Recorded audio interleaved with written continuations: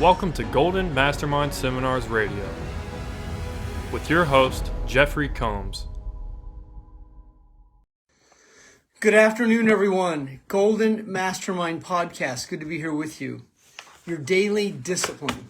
See what we have for attendance today. We had a light podcast last Tuesday. Usually this is a well-attended podcast. So Jeffery Combs, president and founder, Golden Mastermind Seminars Incorporated. The origin of this podcast actually goes back to a conference call started in 1999 called More Heart Than Talent. And that was the original brand in 1999 is when it all started. Danielle Vaughn, good to see you. And I had started Golden Mastermind Seminars, the California S Corporation, in 1998. It actually started off as a C Corporation, and then I transitioned to S Corp quickly, and I started off with a More Heart Than Talent mindset call in the afternoon. That was a 5 o'clock call, and then then I moved it to 7:30, which was 10:30 Eastern Standard Time. And that More Heart Than Talent mindset call was attended by well over 100,000 people over the years, and it had a huge following. Every Tuesday night, as many as 500 to 1,000 people would be on that live call, and I would have guests Mark Victor Hansen, Jim Rohn, Dr. Joe Dispenza, John Assaraf, Judith Orloff. I mean, I had just some amazing people. Susan Sly, multiple 6- and 7-figure income earners from network marketing, direct sales, insurance, influencers, affluent influencers. Dave Collins, who stole 491 bases in the major leagues for 6 different teams. I had multiple athletes and entertainers, and had Stephen Simon, he produced the movie What Dreams May Come with Cuba Gooding Jr., and he also did Somewhere in Time with Christopher Reeve. He ended up eventually leaving Hollywood, and starting Circle Cinema,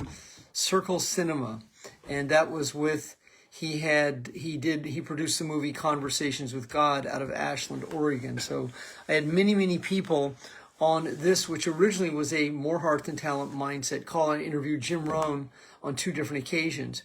I have not brought the interview back to this live podcast, but eventually I will turn it into a live Zoom, and I will be invite only. So if you're on today's GMS Podcast, welcome. I am honored to be here with you.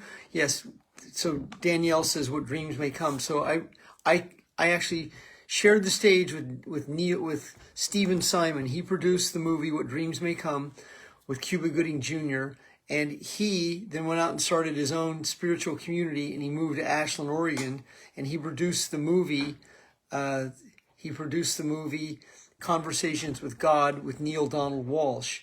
And he had Nick Nolte was in that movie, I believe. So he went on and produced his own movies on his own terms outside of Hollywood. So if you're on today's Facebook Live, thank you very much. I will offer one of my coaching packages that I'm offering for September if you want to take advantage of it at the end of the Facebook Live today. But for right now, I'm going to cover an area that many of you lack, and it's called discipline. I'll spell it for you, DISCIPLINE, and broken down that means disciple of. If you are a procrastinator, if you are an avoider, if you find yourself overwhelmed, if you find yourself in excuse mode, and I was prospecting this morning and encountered a couple of people that said they were going to get back to me. Well, that's what many people will say. I'm going to get back to you. Now, those of you who are professional salespeople, you understand typically what that means, and that means people avoid making decisions.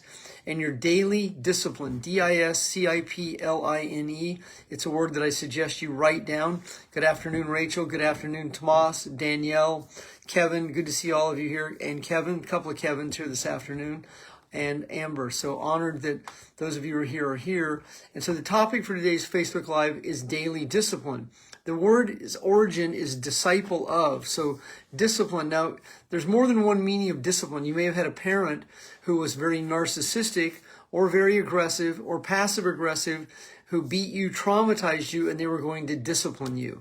I can't wait till your father gets home. He will discipline you. So this becomes a term. However, discipline is in the other side of it in spirituality and consciousness. Discipline is emotional discipline, and it means you're able to regulate yourself. If you're unregulated, you'll be overwhelmed. Then you'll keep attracting the same situation to fulfill the same set of feelings, and this is where shiny object syndrome happens. Andrea, good to see you this afternoon. Joshua, good to see you. Andrea is a brand new coaching client. Honored to have Andrea join me here this afternoon, and hopefully Diane Hunt will join me as well. Rachel is here with me, so thank all of you. And Amber says hello to everyone. So Amber is a very disciplined woman. Rachel is also a very disciplined woman, and you want to be able to acknowledge, am I disciplined or undisciplined? David Hammer, good to see you, my brother. Good to see all of you here this afternoon. Disciple of is what it means.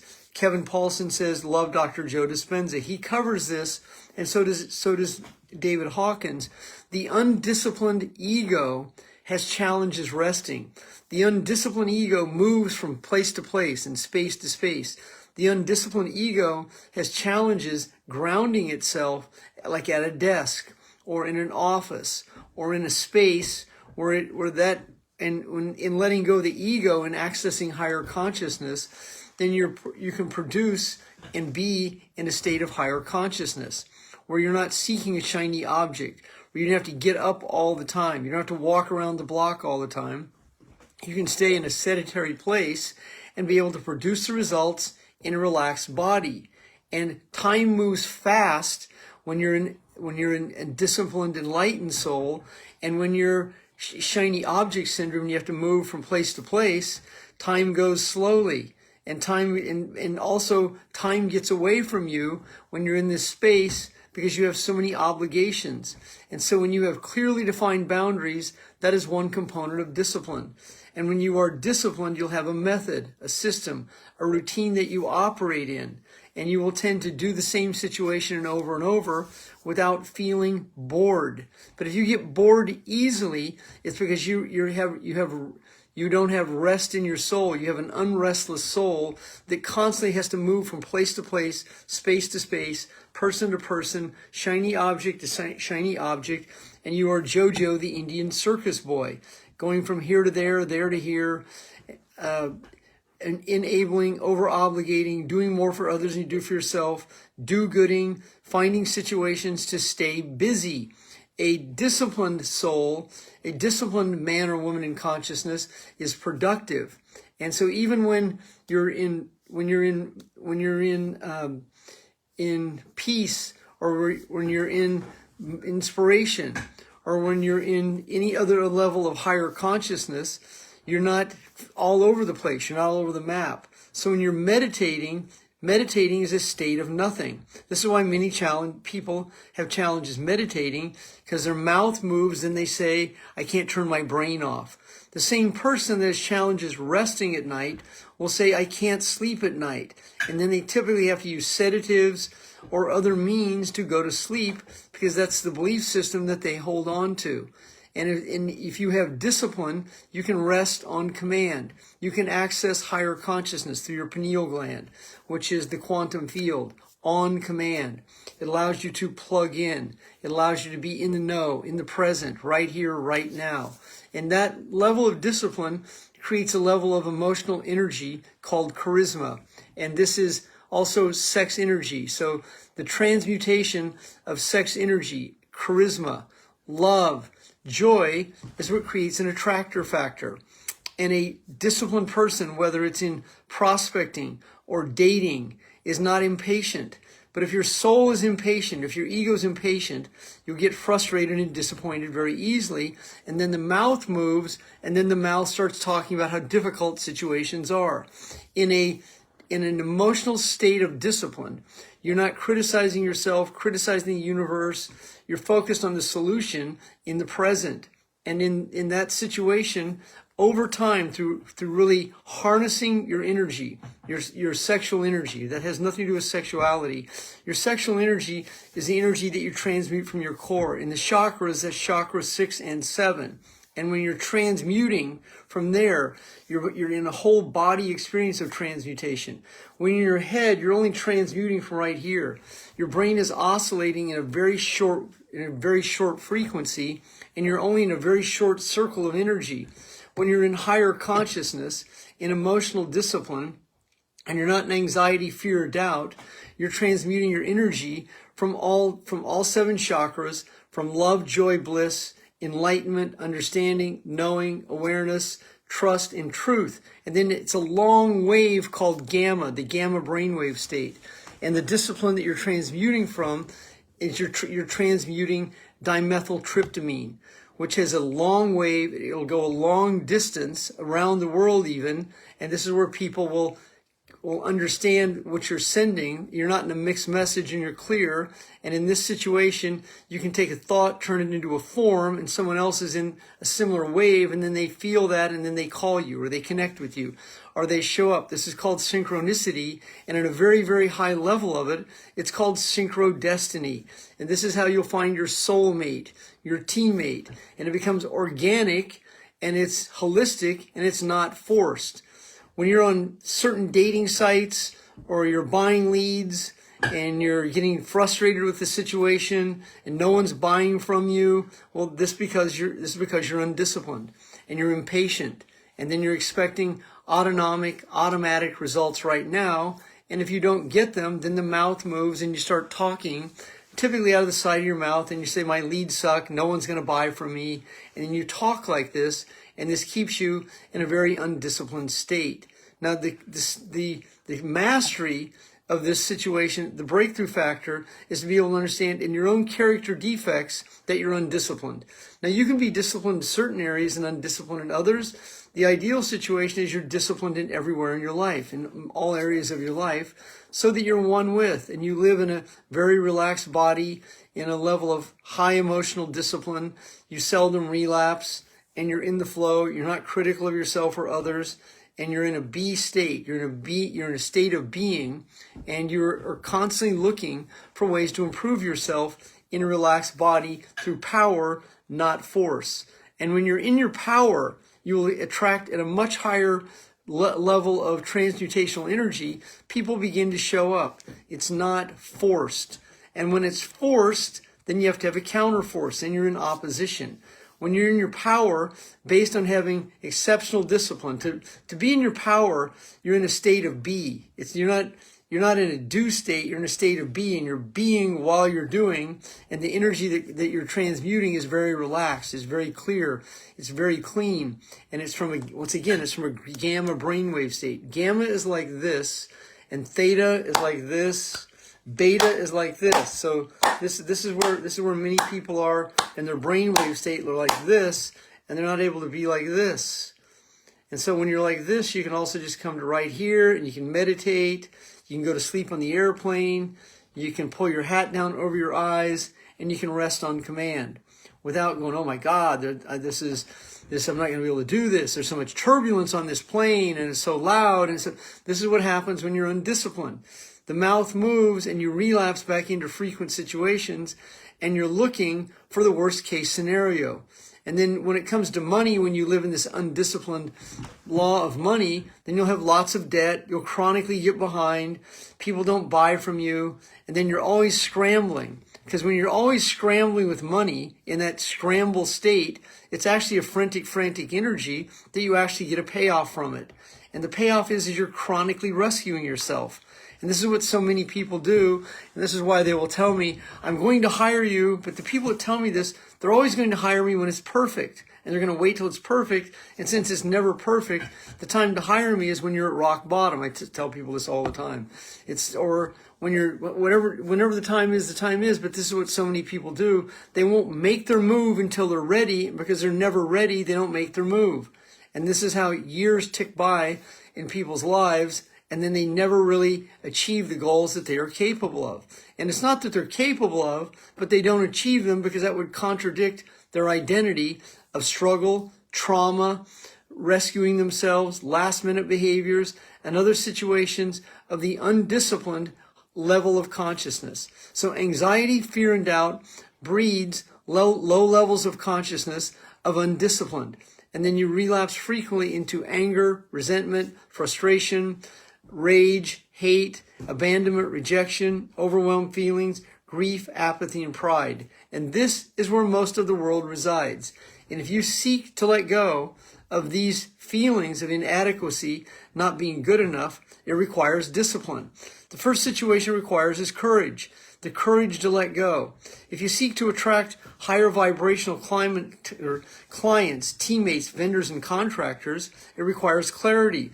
It requires the ability to discern and decide that you're capable of attracting these people and that you deserve to attract them. And if you're on this Facebook Live today, on this podcast, congratulations, because you're disciplined. Because there's many of my clients who never make these podcasts or these lives because they can't seem to get around to them. They have so many other duties and obligations. And I will ask many of my clients, how is your discipline? How disciplined are you? Can you go to a 12-step meeting? Do you read a book daily? Do you do the daily discipline that will allow you to create the breakthrough? Or do you chronically have excuses? Do you keep yourself so busy and so occupied that you can't be disciplined? That's where many people are. Do you over-obligate yourself? Do you enable so many people that you can't discipline yourself? And that's where so many people have challenges, because they can be disciplined for someone else, but they have challenges being disciplined for self. And when you begin to put yourself first, free of guilt, not worried about what other people think about you, people are going to think I'm selfish. People are going to think that because you project it. And whenever you project on them, there's a high probability that you'll attract the people who will feel that, so that you can feel disappointed, so that you can prove yourself right, which is a commonality of an undisciplined person. An undisciplined person finds people to blame. An undisciplined person is chronically late. An undisciplined person doesn't own their own character defects. An undisciplined person typically has no system, no routine, misses appointments, shows up late, chronically avoids, procrastinates, gets ready to get ready. These are byproducts of being undisciplined, as you have a better understanding of why you do what you do. Now, if you grew up in a household where you were an adult child of an alcoholic, an adult child of a narcissist, a combination of both, multiple parents from multiple divorces, what you grew up in was an unpredictability. This isn't your fault. This is a fact. And as you understand these facts, this will be a byproduct of why you had challenges with discipline. If your mother or father moved you around from house to house, city to city, or moved you in with your grandmother took care of you, or your sister, your brother took care of you, you're taking care of your brothers and your sisters, you lost your identity. You lost your innocence because you're forced to be a grown-up. And if you're forced into playing multiple sports, or you're forced into music and other situations, you're eventually going to rebel against it. I once coached a woman whose son was a protege. He was a protege at saxophone. He was on David Letterman when he was 11 years old. By 19 years old, he never picked a saxophone up again because he had reached such burnout. That's exactly what happened to me. By the time I entered college as a freshman in college, I was so burnt out from being an athlete that my career was over before my college even started. I played 2 years of basketball in college, but it really wasn't playing. I had a bad attitude, chip on my shoulder, and barely made the team. Even though I had the ability to start, I barely made the team. I lettered both years and harbored resentment toward the coach because obviously it was the coach's fault for not playing me. I was so great, but I was a horrible practice player.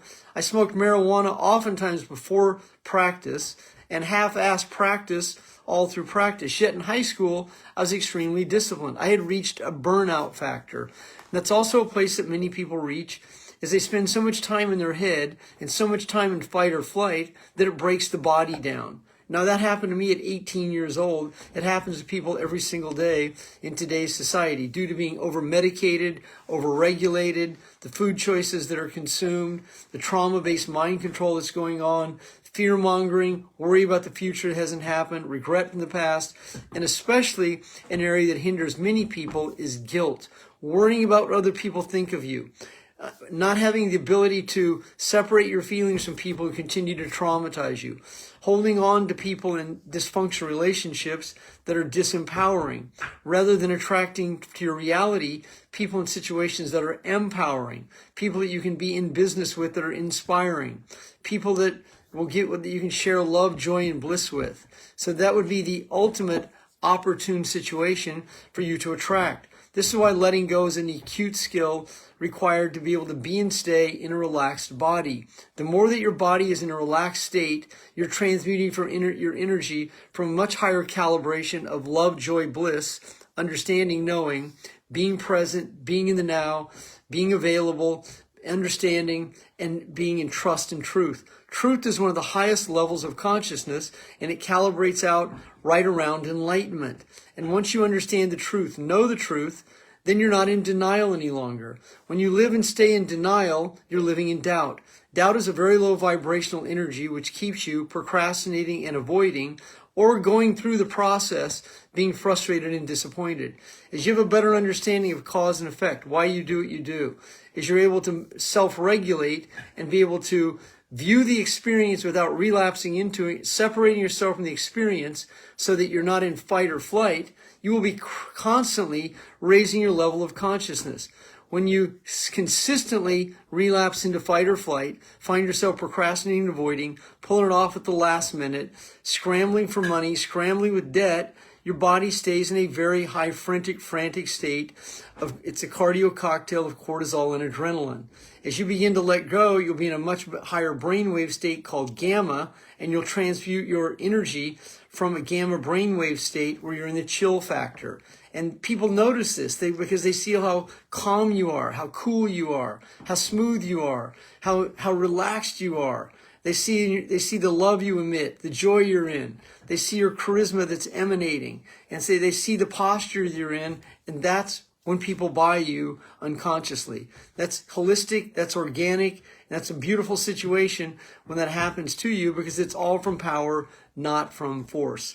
Thank you for being here today on a beautiful September as we move into the last quarter of 2025. Have this month be an exceptional transition month. So the last month of every quarter is always the transition month into the next month. So September is a very pivotal month because it takes you right up to the last 90 days of the year. So if you have a 90-day game plan one day at a time, you want to be able to finish this month in momentum as you move into the last 3 months of the calendar year, so that 2025 is a year of momentum. It's a year of breakthrough. It's a year of sobriety. It's a year of significance.